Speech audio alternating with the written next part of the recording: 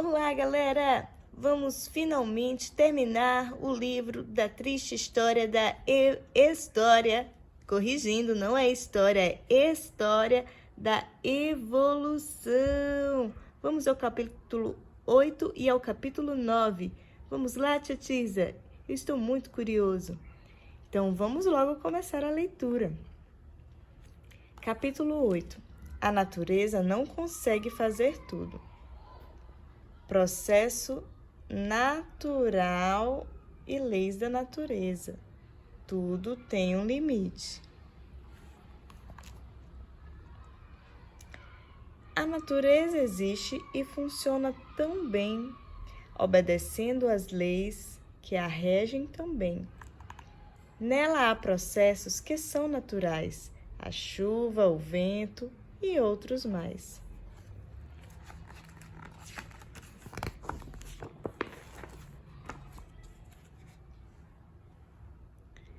Natureza é aquilo que se vê. Você pode dar nomes de A a Z, mas ela não pensa, sente ou acha. Ela nem se importa com o que você passa. A natureza não criou uma única lei, pois ela não sabe o que é ser rei. Tudo o que ela pode e sabe fazer, podemos dizer que é obedecer. A natureza não fez o espaço existir, pois onde estaria antes dele surgir? Também não podia uma estrela criar, sendo que ela não sabe o que é planejar. A natureza não consegue vida gerar, pois algo sem vida não pode criar. A natureza e a vida não são semelhantes, assim como brinco é brinco e brilhantes, brilhantes.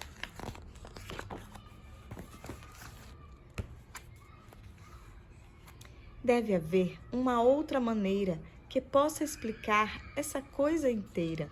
Dizer que a natureza criou tudo o que existe, só posso dizer que essa história é triste. É triste porque ela não convence. Isso é coisa que à fé pertence. A natureza não lê, não brinca, nem sente. Não ri, não chora e nem fica doente. Capítulo 9. É só essa história que os cientistas conhecem? Criacionismo científico. Ciência de verdade sem nada de religião. A função da ciência é descobrir, falar a verdade e nunca mentir. Mas quando ela sabe e muda a versão, ciência não é, é só ficção.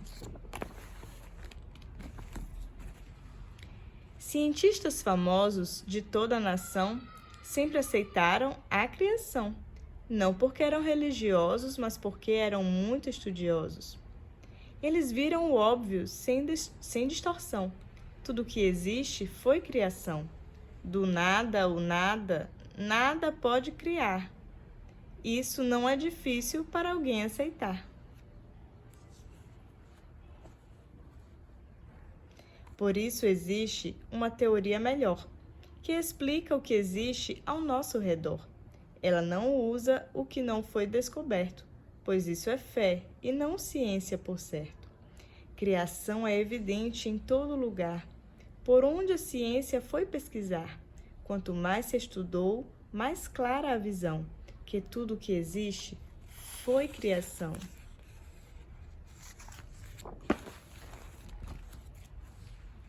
Existe, então, uma outra maneira que explica certinho a história inteira. Tudo que existe foi um dia criado e trazido à existência com todo cuidado. É fácil ver porque isso convence. Não se usa a fé, mas se pede que pense.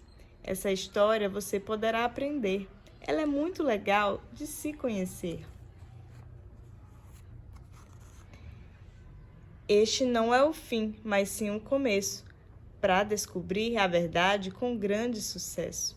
A história real de como tudo começou é o nome em azul que ela ganhou. E o nome desse estudo é o criacionismo científico.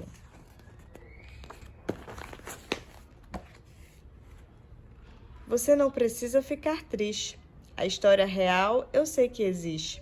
Eu a escrevi num outro livrinho, de forma bem simples e com muito carinho. E assim terminou esse livro do professor e cientista cristão Adalto Lourenço. Você gostou, Juninho? Eu gostei sim, tia Tisa.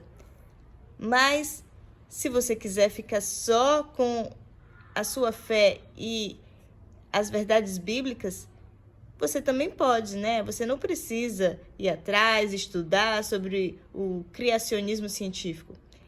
Isso é verdade. A gente pode simplesmente ter fé na Bíblia e olhar a natureza. Não é difícil de fazer a gente ser convencido de que a Bíblia está certa. Mas existem cientistas, assim como o professor Adalto Lourenço, que estudam o criacionismo divino. Isso sem colocar religião no meio, mas é porque a impressão digital de Deus está em toda a natureza. Deus deixou a marca dele e é inconfundível, é indiscutível o criacionismo, não é verdade, Juninho? É sim, tia Tisa.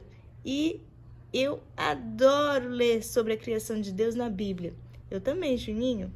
E muitas coisas que os cientistas estudam e nos explicam são sérias, mas tem coisas que a gente tem que ficar de orelhas bem abertas e espertos para não sermos enganados, tá bom? Então, um beijo da tia Tisa e um beijo do Juninho. E até a próxima, pessoal. Tchau! Tchau, galera!